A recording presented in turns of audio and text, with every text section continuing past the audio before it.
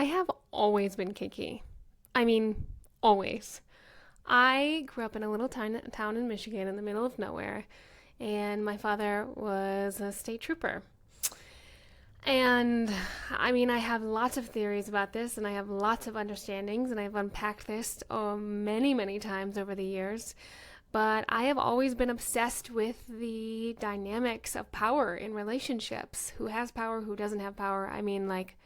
And a lot of that is by having a father who was a police officer and held power over others. But I can tell you that my Barbies were very non-consensual, like very non-consensual. I have always been kinky. And as I got older, I wanted to explore it, but never really knew what that meant. And instead, I sort of just became like, oh, sexual exploration. And I started to explore, like, Sex in the City. I watched every episode of Sex in the City probably about 10 million times.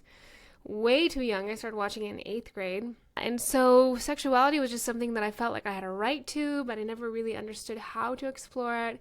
And the older I got, the more it became the focus of my work. Started being the thing that I wanted to talk about, the thing that I wanted to explore, the thing that I wanted to just like be conscious about and have information about.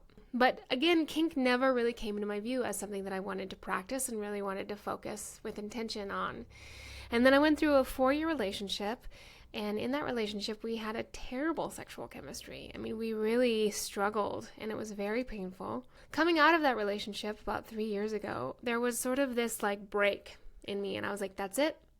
I'm never doing this again. Like, I'm never going to have a relationship where sexuality isn't a focus, isn't a project in the relationship, where we both love to explore and experiment and just dive in. Like, it has to be a central theme and pillar of the relationship. And so that's when I started dedicating myself to exploring with partners, only with partners who also had this thirst for using sexuality as a personal transformation tool.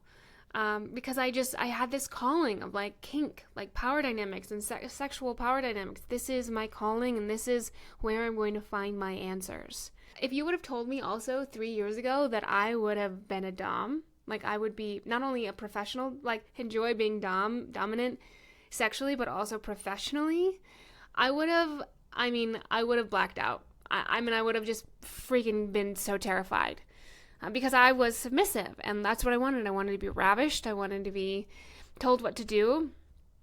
But honestly, exploring kink more intentionally over the last handful of years, what it's done for me is it helped me step into my dom. And that process has been absolutely life-changing. I now walk through this world understanding that I create my own universe. I do. Like, I am the dom of my life.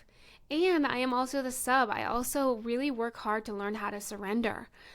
But learning and feeling and stepping into that confidence has just been absolutely amazing. And that's what kink has done for me. That's what conscious kink has done for me.